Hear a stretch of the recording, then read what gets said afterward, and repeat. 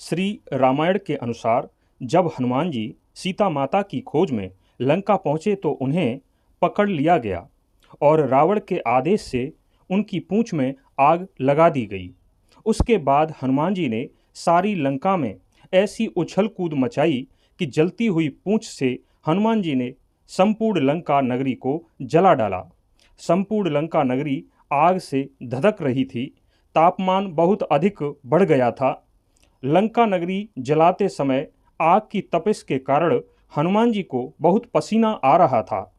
तीव्र गर्मी से व्याकुल और अपनी जलती हुई पूंछ की आग को शांत करने के लिए हनुमान जी दौड़कर समुद्र में कूद पड़े। तभी उनके पसीने की एक बूंद जल में टपक गई। उसी जगह समुद्र के नीचे एक मछली तैर रही थी। उस हनुमान जी के पसीने की बूंद को भोजन समझकर उस मछली ने निगल लिया। उस मछली के उदर में जाकर वह बूंद एक शरीर में बदल गई। एक दिन पाताल में राज करने वाले असुर अहिरावण के सेवकों ने उस मछली को पकड़ लिया। जब वे उसका पेट चीर रहे थे तो उसमें से वानर की आकृति का एक मनुष्य निकला। वे उसे अहिरावण के पास ले गए। अहिरावण ने उसे पातालपुरी का रक्षक नियुक्त कर दिया। यही वानर हनुमान पुत्र मकरध्वज के नाम से प्रसिद्ध हुआ।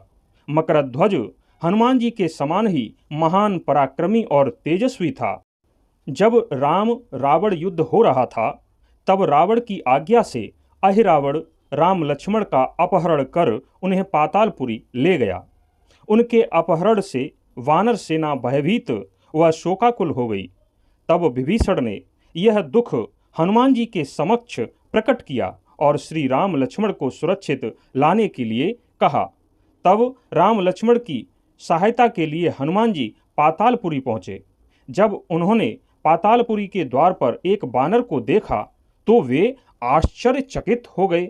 उन्होंने मकरध्वज से उसका परिचय पूछा।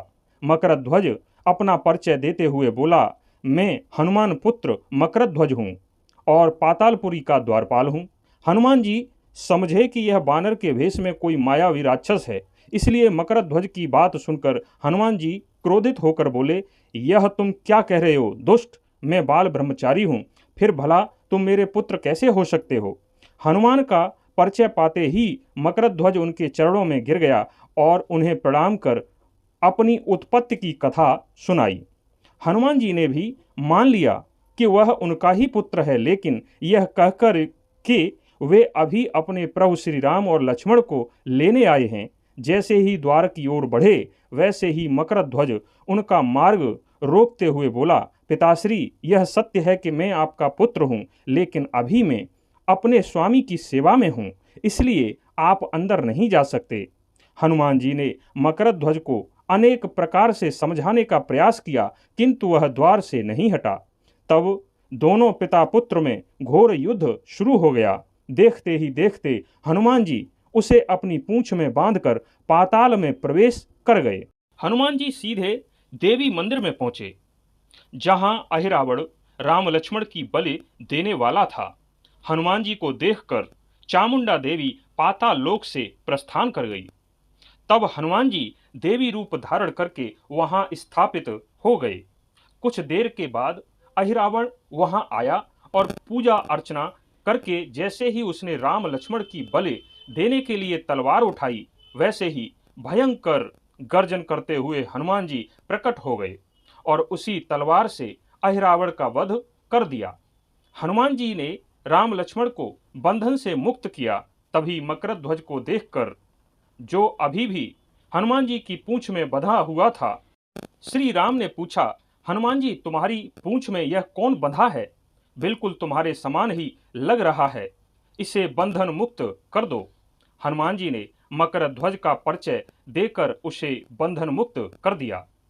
मकरध्वज ने श्री राम के समक्ष सिर झुका लिया। तब श्री राम ने मकरध्वज का राज्याभिषेक कर उसे पाताल का राजा घोषित कर दिया और कहा कि भविष्य में वह अपने पिता के समान दूसरों की सेवा करे। यह सुनकर मकरध्वज ने तीनों को प्रणाम किया।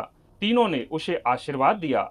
उसके बाद हनुमान जी ने श्री राम और लक्ष्मण को अपने कंधे पर बिठाया और वहां से प्रस्थान कर गए। इस प्रकार हमने आपको मकरध्वज के जन्म का रहस्य बताया है। आपको यह कथा कैसी लगी, अवश्य बताएं। धन्यवाद।